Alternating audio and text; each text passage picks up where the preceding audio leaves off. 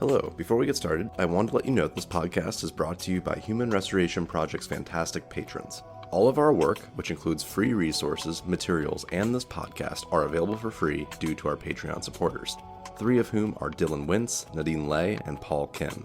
Thank you for your ongoing support. You can learn more about the Human Restoration Project on our website, humanrestorationproject.org, or find us on Twitter, Instagram, or Facebook.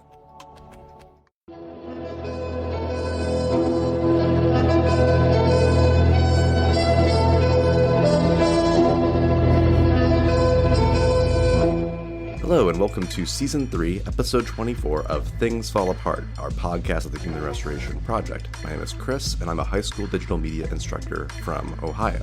Today, I am joined by Nick Covington and Zoe Weil, where we're exploring the work of the Institute of Humane Education, which is led by Zoe. Zoe has been teaching humane education for over 30 years and is an established author, speaker, and workshop leader on the topic. The Institute of Humane Education is an accredited program offering robust graduate and doctoral coursework in humane education, which centers on promoting social good and minimizing harm to people, animals, and the environment. The Institute offers incredible resources on its website, including the in-depth Solutionary Guidebook, which is part Humane Education Overview, part PBL Guidebook, and part student activity booklet. I highly recommend that you check that out. It's free. In our discussion, Zoe, Nick, and I talk about the purpose of humane education, how it can be incorporated into schools, and its relationship to the growing Sustainable Development Goals movement.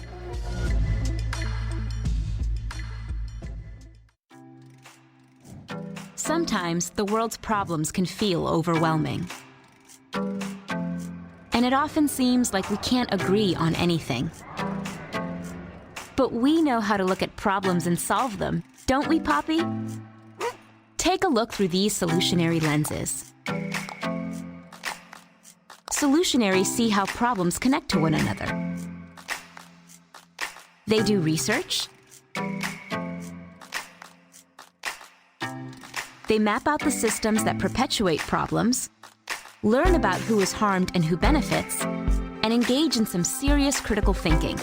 Then, they come up with solutions that do the most good and least harm to people, animals, and the environment. They also look for ways that they can personally make a difference. I've got great news. There are solutionaries all over the world. But imagine if there were more. Imagine if we educated a generation of solutionaries. By making schools and communities solutionary focused, we can set everyone on a path toward effectively and enthusiastically solving challenges wherever they find them.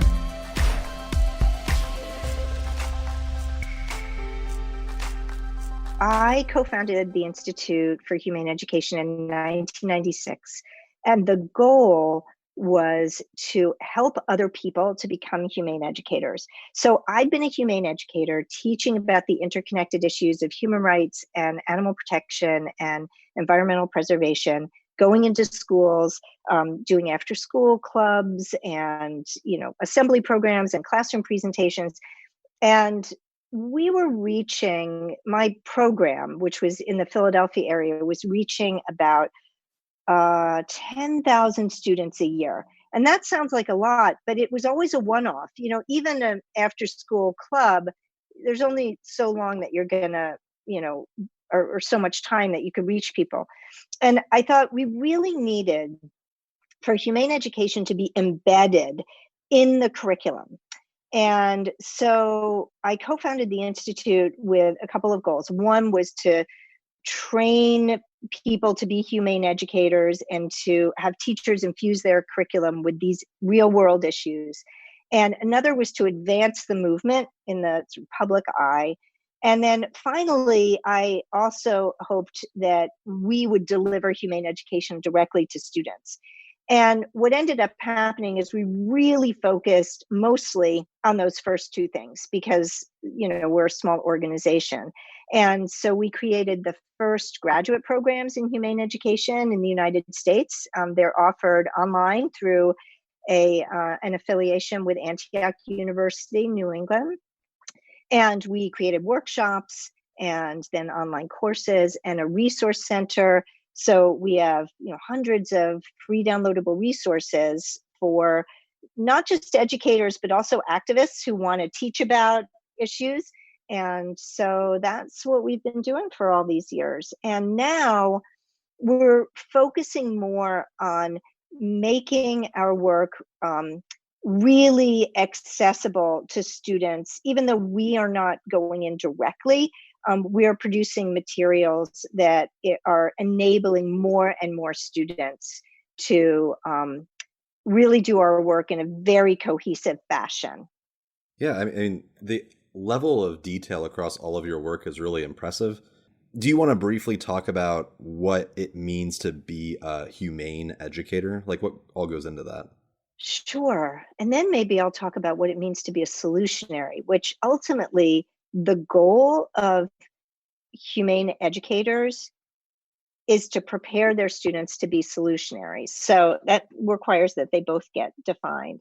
So a humane educator is somebody who is going to teach about real world issues, and whether they're a humane educator who only does humane education, which is rare because teachers aren't usually hired to be their school's humane educator. I haven't even heard of that happening once yet, although I think it's a great goal for schools to hire humane educators in the same number that they hire math teachers. But really, it's somebody who is going to bring real world issues, global ethical issues, issues related to social justice and the environment and protecting other species into the curriculum in whatever ways that it fits, with this goal of their students becoming solutionaries. So that's a made up word. What does it mean? So a solutionary isn't just a problem solver. So you can be an engineer who solves problems, but that doesn't necessarily make you a solutionary. So a solutionary is somebody who is addressing real world issues again, and they're looking for the systemic and root causes of problems. They're becoming systems thinkers and critical thinkers and strategic thinkers and ultimately creative thinkers who can devise solutions that do the most good and the least harm to people, animals, and the environment. And so that's unusual. When we think about solving problems, usually we think in terms of one category. So I'm going to solve this problem of hunger, which is hard enough to solve, but how can I solve it in a way that is also doing the most good and the least harm to the ecosystems that support all life and to the other species with whom we share the planet? Then it's harder. That's a really interesting note because I feel like a big push in the last 5 or 6 years amongst educators when it comes to PBL, where I feel like this work fits really well into, just being able to like work through a problem and solve it, is the UN Sustainable Development Goals. And I feel like there's a natural connection between the work that you're doing and those UN goals. Absolutely, which is, why there's so many people who are teaching the SDGs and who gravitate toward humane education. And I would say that the one thing that the SDGs leave out in a very specific way are animals. So not the environment, there's a difference between species, thinking about how we need to protect diversity on planet Earth, and thinking about individual animals who suffer and die at human hands, often, because of really cruel conditions. So the SDGs never look at that. So I would say that that is one thing that if I were going to write one more SDG, it would be to protect the well-being of other animals with whom we share this planet beyond just the species level. And when teachers enroll within your programs, whether that be coming to a presentation of yours or enrolling through Antioch or any other means, how are they inspired to get there? Like, what makes them find your organization? Do you do professional development? Do they just see something online? How do they come in contact with you? That's a good question. We try and find that out. It's often really hard to find that answer out. Sometimes people will see one of my TEDx talks, or they will have heard me speak, or they will have Googled humane education, or that's what they'll tell us, that they did a web search on humane education. So how did they find the term humane education prior? I don't know. It's a question that would be really useful to answer, because then we would be able to reach out more effectively to reach more people. But one thing that consistently happens when people find us is they say, I have been waiting all my life to find you. This is exactly what I believe. And that's so gratifying. We just want more people to be able to find us. So we are an international organization, but our home base is in rural Maine. So, we're sort of literally and metaphorically like a cabin in the woods, if you know what I mean. It's hard to find. Yeah, I mean, seriously, it was like a breath of fresh air seeing everything that's on there. Nick, I know you had a few things. I'll let you jump in.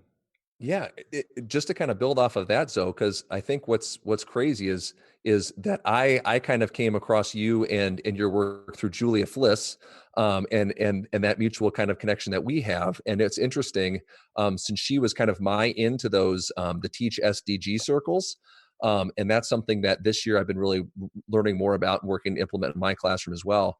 But then I started to see that hashtag solutionary on the SDG posts. And it's interesting that from my understanding now, kind of understanding your work in that solutionary phrase, is that preceded the SDGs. And it's interesting now how people kind of fall into those things in reverse order, is that now finding the solutionaries through the Teach SDG movement to get that Institute of Humane Education. And what I think is just so crazy is that when I was watching the TED Talk I was watching the TED Talk and I was like, oh, this is so spot on, because this involves all those SDGs and this connects perfectly. And then I looked down at the date on it, and it is like 2011, and all the comments on it are from like 9 years ago. And I wondered, what do you think in that time? One thing Chris and I talk about a lot is this move towards college and career readiness, I think, is what the current phrase would be. And I think the phrase you use in the TED Talk is global competitiveness, preparing students to be global competitors. And I kind of see the college and career readiness and the global competitors as two sides of the same coin. So I wonder, in the time that has passed since those TED Talks in the last decade or so, do you see any progress? Or what do you see as being the avenues in mainstream schooling towards that solutionary focus, or pushing back against those narratives of competitiveness and readiness for some kind of mythical competitive future? Great questions. And I would say that in terms of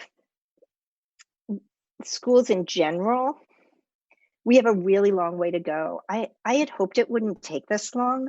The mission of the United States Department of Education is still to prepare students for global competitiveness. Still. So we have a long way to go.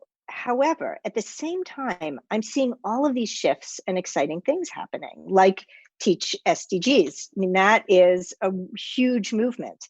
And I'm hoping solutionary will take off in that way as well. And, I sort of can kick myself for not being on Twitter actively until 2 weeks ago, because I can see where everything is happening. It has not been happening on Facebook. That's where I've been. Wrong place. But I can tell you a couple of things that are really exciting that are happening right now. So San Mateo County, California, which is the county between San Francisco and Palo Alto, which serves about 113,000 students in 23 school districts, they have adopted our solutionary approach as the philosophy and framework for their Office of Education.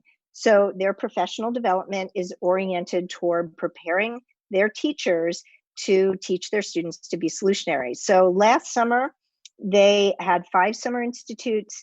They trained 130 teachers who all developed solutionary units for their classrooms. And on March 15th, they're going to have their first solutionary expo. And so the students who've been working on their solutionary work are going to be sharing and showcasing it. And this is a pilot, but the goal is that this, becomes huge, spreads throughout California. Of course, I'd like to see it spread throughout the world. But that's really exciting. And they have been using my book, The World Becomes What We Teach, as their textbook for this, and now they have the solutionary guidebook that we've just produced, which is free, and anybody can download it from our website, which is humaneeducation.org, or they can just go to solutionary.org and download it directly. So that's happening. And Oceanside School District on Long Island in New York, the head of social studies there is bringing this solutionary approach to the middle school and high school social studies curriculum, so that students from 5th grade on are going to, year after year, be learning how to be solutionaries and learn more each year. So next Tuesday, I'm actually going to be speaking at their first World We Want fair that the 5th graders are going to be attending. And each group is going to go through the SDGs. They're going to go through stations, and they're going to decide what they're passionate about. They're going to have a 10th grade mentor who has already learned how to be a solutionary. And this will now follow them into high school, the whole social studies approach in solutionary learning. So these are some exciting things that are happening. And I know that they're, I'm talking about one county and one school district, but it seems to be happening everywhere. I mean, just finding out that there's teachers in Denver now who have immediately brought this into their classrooms. And I zoomed into Julia Fliss's and Donna Guerin's classes last week. It was so fun. And I'm going to be out there in 2 months, and we're going to meet and have, a brainstorming session. I'm going to talk in their schools. And the next thing Colorado is going to be the next solutionary state, like California is going to be. And, we've got you in Iowa, and we've got Chris in Ohio, and you're going to bring this to your states. So I see the potential. I just want it to happen really fast. Yeah. And I mean, I can't even imagine. It's surprising that Julia hasn't just taken over Colorado just with her energy and everything else. I wish I could. I know. I wish I could be like a fly on the wall of a meeting between you and Julia, because it would be like, I want to bottle it up and then just bring it back to Iowa with me, honestly. We'll come out to Colorado on April 17th, and we'll all meet together. I'll just drive out. It's only a couple hours. I mean, it's not so bad. The other thing too, and maybe this is getting down into kind of the, because Chris and I, we like to brainstorm with teachers a lot, like the barriers to getting to that. So like thinking, okay, if this is a vision of education that we think is going to make a more humane world, and honestly, I've written too just about how the approaches that we've tried in the past through traditional ed reform have really just failed, not just the education systems, but have failed just in all other outcomes, right? We look at stress and anxiety in kids. Suicide rates are as high as I think they've been. And right, you look at rates of poverty or inequities and those kinds of things. The traditional reforms haven't done it. And so Chris and I are always trying to find different ways of trying to mainstream those ideas and overcome the barriers to getting to a more humane education. And another thing that I was thinking about while I was watching the TED Talk was, what do you see as being some of those barriers to, like, because I could imagine putting together a presentation to my school board or my department and saying, here's why we should teach SDGs. Here's why all of our kids should train to be solutionaries. And I know that their heart would all be 100% into it. And then at the end of it, they'd say, okay, so what about standards-based grading? What about all these other things? So are there any practical barriers that you see at teachers needing to overcome? Or what do you see as being just systemic barriers to those kinds of things? Yeah, they're real barriers, and they're psychological barriers as much as anything else, because we know that you can gain literacy and numeracy skills from doing this work. It requires perhaps a little more creativity from the teacher's perspective, particularly if they've never been trained to think this way at all. And teachers are under the gun. I mean, there's so much on your laps. I mean, I I think of teachers as the real heroes of our world. And, I sometimes can get teary just talking about it. It's a little story, but when I was in college, I was dating a medical student, and I'd gone to college pre-med and then sort of dropped that path. And one day he said to me that he thought that being a physician was the most noble profession. And I remember getting really irritated by the comment. I mean, first of all, it seems sort of silly to rate professions based on their nobility, and who does that? But then I also felt a little defensive, probably because I'd gone to college pre-med and now I wasn't going to do that. I didn't know what I was going to do with my life. Um, and and it stuck with me all these years. And I found myself, about 15 years ago, remembering this comment and reflecting upon it and thinking, I still think it's silly to rate professions based on their nobility, but if pressed, I would say that teaching is the most noble profession, because there is no other profession that holds the future in its hands. I mean, are we going to solve the crises that we face globally or not? The answer to that question lies more with teachers than anybody else. So one of the things that's so sad to me is that the profession and the way that the sort of monolith of teaching has gone down in the last 10 or 15 years has so crushed the spirit of so many teachers that that's why I say it's a big psychological barrier. Because I think that, when you feel just so oppressed by the system, it can be hard to maintain that energy and creativity. So I'll tell you one example of what we're hoping to do to help teachers in this way. So I just applied for a grant last month. And so fingers crossed we'll get it. And it would be a partnership with Maine ASCD and the Maine Curriculum Leaders Association to create a micro-credentialing path using the solutionary guidebook so that teachers could get micro-credentialed and really understand this process. And we would have teachers become coaches to other teachers. So teachers can do this micro-credentialing, coaches can do it, and then those coaches are then paired with other teachers to really help this process. So for teachers who feel like it's just too overwhelming, where do I start? They will have a process. So hopefully we'll get that grant and we'll produce that. And then that will be something that can be replicated in other states. This is to do this in Maine first, but there's no reason somebody couldn't do a micro-credential from Maine ASCD. And hopefully that'll happen and that will remove one of those barriers. Yeah, that'd be fantastic. And I think your comment is spot on. We lose sight of the bigger picture so often because we just become focused on, raising a test score or moving some kind of standard rubric, or like the tools of teaching have somehow displaced the overall purpose, right? Which is exactly what you said. And it's so disheartening sometimes to think that we have to, if we're gonna get kids to make that change, then we have to get into those curriculum conversations where all those things get started, and really change things from the ground up. Yes. And, having just zoomed into Julia and Donna's classes last week, these kids, when they are enlivened by education like this, it's almost like they're a different species. It was so exciting and energizing to see those children so enthused, so dedicated to being solutionaries themselves. About 5 years ago, I was invited to speak in a middle school, and I asked the 5th and 6th graders to raise their hand. Well, first to tell me what they thought were the biggest problems in the world. And we filled up a whiteboard.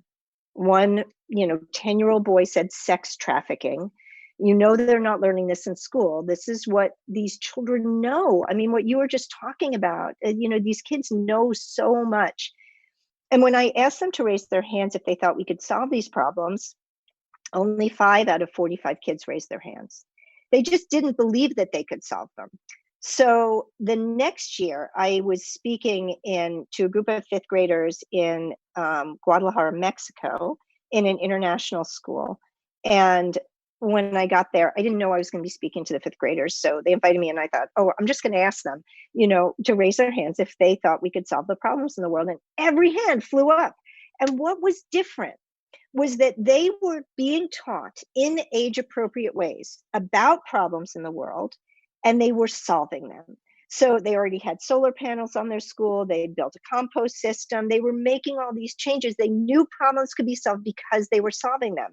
So, if we are not giving young people the opportunity to make a difference, and they are exposed day after day to terrible news in the world, it's no wonder they feel so despairing. And the reality is, things in the world, with the exception of climate change, things in the world have gotten so much better. I'm 58 years old. When I was born, segregation was legal. The Civil Rights Act was passed when I was 3 years old. When I was born, more than half of the people in the world lived in extreme poverty. And that number is now around 11%. So still too high, but that's a huge change. When I was born, the very thought that gays and lesbians could get married it wasn't even something you would ever think was possible. And it happened, almost in the blink of an eye. When you think about that change from when it was introduced as a concept to when it passed and was upheld by the Supreme Court, that was a blink of the eye. So I think it's really important that young people understand that things have gotten so much better, again, with the exception of climate change, and there is no reason that they can't continue to get better. But you won't know that if you're just going to be exposed to the media, because the media is not going to tell us about the good things that have happened. And we have more and more exposure to the really terrifying things that are happening. And we just have to let young people be part of the solution, or they will feel hopeless. I love that statement that you're making. I think that's spot on. And the only thing that I can think about is it seems like in order for this process to truly work and to have humane educators and to have students that are inspired, the teachers have to be inspired as well. And I know that whenever I work through experiential ed and I'm doing things out in the community, that's when I'm most excited. That's when I feel like I'm really with it. As you said before, there's a lot of stress put on teachers to perform, to meet certain protocols. PD tends to be more of a grueling experience than it tends to be an inspiring experience. Oh, come to my PD, you'll love it. Sure, and I think so. I think that's the case. How do you bring teachers into the fold to inspire them to seek you out or to believe that change is possible? So therefore, they then in turn inspire their own students. I don't know how to do it really, because when I think about how few teachers in the scheme of things we've actually reached in my career, I'm clearly not doing that part well. So I'm really grateful that you wanted to have me on your podcast, because this will introduce more teachers to our work. When I had the opportunity to keynote a big teachers conference, that brings a lot more teachers into our website and learning about us. But teachers often don't have time. Just hearing you say what you just said about PD, whenever I lead a workshop, I always hand out evaluation forms afterwards. And not to toot my own horn, but it is not uncommon to hear something like, this was the best PD experience I've ever had. If I'm going to take a teacher's Saturday, it better be inspiring and great. They're going to have to work Sunday to prepare for Monday. So, it ought to be really inspiring and fun and interesting. And, teachers go into teaching because they're generally curious, lifelong learners. So you want PD to be like that. So I guess I'm just doing a plug right now, because the answer is, I don't know how to reach more teachers. And if you have the answer for how I should do it, please let me know. We'll help you out. Thank you. We're trying our best. We'll do whatever we can. We have just, for the first time, hired a digital marketing company for 4 months to help us to let people know about our solutionary guidebook. So the solutionary guidebook, we just produced it, came out at the very end of November, and it's already been downloaded about 500 times and without really marketing it.